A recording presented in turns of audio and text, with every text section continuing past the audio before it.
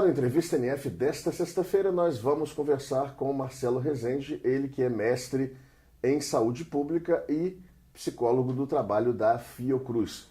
Marcelo, bom dia, prazer tê-lo aqui na Rádio NF. Bom dia. Marcelo, você é psicólogo do trabalho e desenvolve pesquisas nesse ramo também.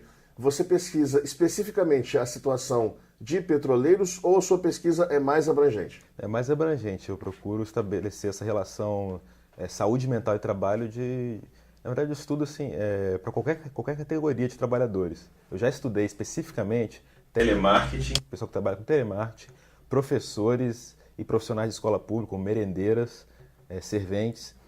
Já estudei também pessoas de banco, que trabalham em banco. E faço parte de um grupo de pesquisa que estuda várias categorias de trabalhadores. A gente estuda trabalho e saúde, saúde mental principalmente, qualquer categoria. E mesmo com a diferença de trabalho dessas categorias, algumas doenças são comuns?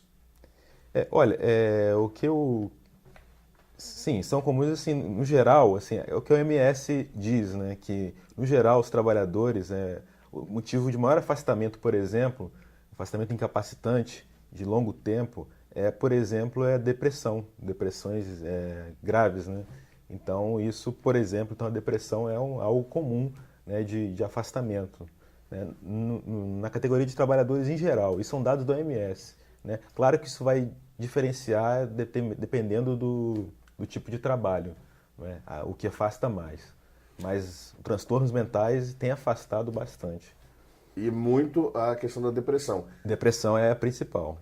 Agora, eu imagino que não deve ser muito fácil se identificar a depressão no trabalhador. Como é que funciona esse processo? A empresa entende com facilidade, independente de que ramo seja, essa questão da depressão como uma doença do trabalho? Ou talvez aí que esteja o X da questão? Realmente é muito difícil, até porque no Brasil se reconhece oficialmente, ou seja, o Ministério da Previdência reconhece oficialmente como uma doença relacionada ao trabalho, os transtornos mentais, desde 1999 só, ou seja, é muito recente, não é? Então, 14 anos, né? Muito pouco recente. E isso, assim, que o Ministério da Previdência reconhece, mas mesmo o INSS reconhecendo, às vezes nem sempre a empresa, né, reconhece isso, até porque isso, né, incorre em afastamento, relacionamento com o trabalho, a empresa vai ter que pagar, né, porque considera-se acidente de trabalho. Acidente de trabalho, a empresa tem que arcar, né, mais com isso. Então, realmente é uma luta. Você tem que, primeiro, achar um médico que faça essa relação. Né? Nem todos os médicos fazem essa relação. Né? E segundo, fazer com que a empresa reconheça isso, de fato. Realmente é difícil, mas acho que esse processo tem aumentado, isso tem sido reconhecido cada vez mais. Agora, é muito comum a empresa tentar colocar esse tipo de problema na conta da vida pessoal do trabalhador? Ah, sem dúvida, isso é o de imediato.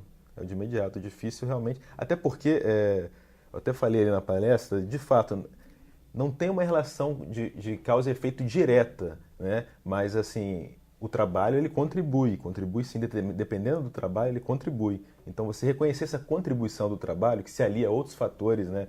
De personalidade, da sua vida pessoal extra-trabalho, mas, assim, essa contribuição que o trabalho pode dar para agravar essa situação, para disparar essa situação de depressão, é difícil que as empresas em geral reconheçam isso. Isso é difícil, é uma briga. É uma queda de braço em glória, né? É uma queda de braço, exatamente. Tem empresas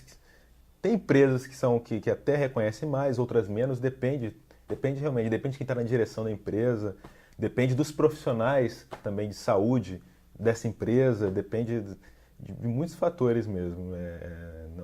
Como eu falei, é uma briga, e como ser uma briga, você tem que estar muito bem preparado.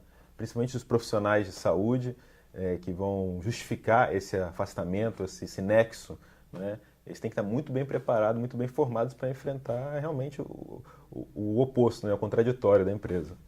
Agora, numa visão de quem não é especialista, no meu caso, por exemplo, acredito que a doença mental ela não seja tão rápida a manifestação dela. Não. É verdade isso? Então esse conceito realmente é pertinente. Não é rápido. Só em situações muito específicas, por exemplo, que também está reconhecido pelo Ministério da Previdência, do INSS, que é a questão do estresse pós-traumático. Estresse pós-traumático é quando você está em alguma situação de trabalho, um acidente, você reconhece um acidente grave, onde você de repente viu um colega seu morrer, ou você mesmo se acidentou, ou você sofreu uma violência de assalto, por exemplo, sofreu algum tipo de violência, e isso não demora muito, em alguns casos, para você logo, a pessoa sofreu algum estresse pós-traumático, ele não consegue dormir, fica passando flashbacks na cabeça da pessoa, isso afeta diretamente. Esse eu acho que, pelo menos, é o que afeta mais diretamente. Mas, no geral, é mais demorado, né? Se não for uma situação de violência imediata. E isso também torna um pouco mais complicado relacionar a questões do trabalho. Mais complicado, sem dúvida, sem dúvida. Sem dúvida, torna mais complicado. Agora, você falou em depressão agora há pouco, que outras situações de doença mental são mais comuns a vários tipos de categorias profissionais, além da depressão. São diferentes transtornos de ansiedade, né, que tem algumas categorias, transtornos fóbico-ansiosos, transtorno de ansiedade generalizada, são alguns transtornos que acabam se desenvolvendo em decorrência do tipo de trabalho. Por exemplo, eu pesquisei telemarketing, né? Isso é conhecido, é muito comum ter transtornos de ansiedade e fóbicos, né, de operadores de telemarketing. Porque eles lidam, por exemplo, um cliente reclamando todo dia, xingando, eles têm que... É uma situação de violência, às vezes, dependendo do tipo de atendimento. Ele tem que encarar isso todo dia. E a carga cognitiva, a sobrecarga é muito grande. Eles passam 6 horas falando e, às vezes, sem parar o tempo todo. Isso acaba desenvolvendo uma ansiedade mesmo, um transtorno que a pessoa acaba tendo dificuldade de estar ali sem ter algum problema maior mesmo, de psíquico. E quais são os tipos de tratamentos mais comuns para essas situações, por exemplo, de depressão ou de tensão pré-embarque, pós-embarque, no caso dos trabalhadores petroleiros? Olha, para o tratamento básico assim, né, para esses transtornos, né, hoje, né, cada vez mais está a questão de conciliar, né, uma terapia psicológica com a pessoa ir um profissional, um médico, geralmente psiquiatra, que vai dar um medicamento específico para isso, porque também se avançou muito no mundo a questão dos medicamentos, né, psicotrópicos, né, então tem diferentes tipos de medicamentos para depressão, para transtorno de ansiedade, de acordo com a característica da pessoa. Então, geralmente conciliar isso, um tratamento, depois que a coisa já aconteceu, um tratamento médico e psicológico. Né? Claro que, além disso, né, digamos assim, tirando essa parte médico-psicológica, assim, mas é questão do cara viver bem, tentar fazer o que ele gosta, né, fora do trabalho, tentar aproveitar ao máximo. Né? Isso também é importante mais do que qualquer coisa. Viver com a família, estar com a família, estar com os amigos, né? Isso é viver bem. Isso eu acho que é principal e fundamental, né? Agora, Marcelo, só para encerrar nossa entrevista, nosso tempo está acabando. Em empresas de recursos humanos, terceirizadas ou não, a presença de psicólogos é cada vez maior e é crescente. É possível, numa entrevista, por exemplo, de seleção para um emprego, um psicólogo identificar num candidato já um transtorno? Sem dúvida é possível. É mais fácil quando esse transtorno já está avançado, né? Porque aí fica mais fácil. Evidente. Né? Fica mais fácil, né? Porque uma entrevista de emprego geralmente é muito rápida, né? Mas sim, alguns transtornos mais graves e mais avançados é possível, né? Porque, enfim, a pessoa ela acaba demonstrando, né? Da forma como ela se relaciona, né? Como ela fala, e você algumas coisas são até mais perceptíveis. Mas eu digo assim, numa entrevista de meia hora, só se for uma coisa mais grave mesmo. Por exemplo, a pessoa pode ter uma fala desconexa, ela pode não ter uma fala coesa, não ter coerência, pode demonstrar uma certa confusão mental, né? Mas assim, uma depressão já é mais difícil. Uma entrevista de meia hora é difícil de detectar. A não ser que você faça uma pergunta diretamente ligada à depressão mesmo. Mas se for uma entrevista de emprego, o que ele faz, qual a experiência dele, é difícil. Agora, probabilidades, então, de desenvolvimento desse tipo de doença é praticamente impossível se detectar num caso como esse que eu citei, por exemplo. Entrevista de emprego? É difícil. Eu acho muito difícil. Ainda mais se for uma entrevista que não é voltada para isso. Está falando sobre, por exemplo, a experiência profissional dele, que geralmente pede na entrevista de emprego. Né?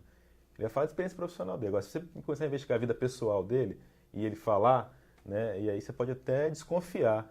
Mas, assim, para depressão eu acho mais difícil. Só se for isso, uma coisa mais grave, uma bipolaridade, o cara tiver alguma coisa mais grave, uma psicose, uma esquizofrenia, aí você já consegue identificar porque fica evidente, assim, uma incoerência, confusão mental, o cara às vezes começa a falar coisa com coisa, ele não consegue focar no que você está perguntando, né? É uma coisa mais grave, mas um transtorno de ansiedade ou Ou uma predisposição depressão, a isso. não, isso é difícil, Uma entrevista de emprego eu acho difícil, é difícil. Só uma coisa mais grave, tipo uma esquizofrenia, como foi uma psicose. Marcelo, nosso tempo acabou. Queria agradecer imensamente tua paciência, tua colaboração. Os microfones estão à tua disposição. Então, mais uma vez eu participei aqui do Congrenf, do nono Congrenf, assim, sensacional. Essa troca foi muito importante, porque a gente que está na academia fica pesquisando, apesar de ter o contato assim na pesquisa com trabalhadores, ouvir um evento no sindicato, a própria experiência do trabalho é fundamental e é cada vez mais necessária, inclusive para a gente aliar essa questão da pesquisa com transformação do que a sociedade precisa, né? Transformação do trabalho e potencializar e promover a saúde, né, dos trabalhadores. Ok, muito obrigado. Nós conversamos com o psicólogo do trabalho da Fiocruz, Marcelo Rezende, ele também que é mestre em saúde pública. Os melhores momentos dessa entrevista você acabou de assistir agora e a entrevista completa está disponível no site da Rádio NF, www.radionf.org.br. Até a próxima.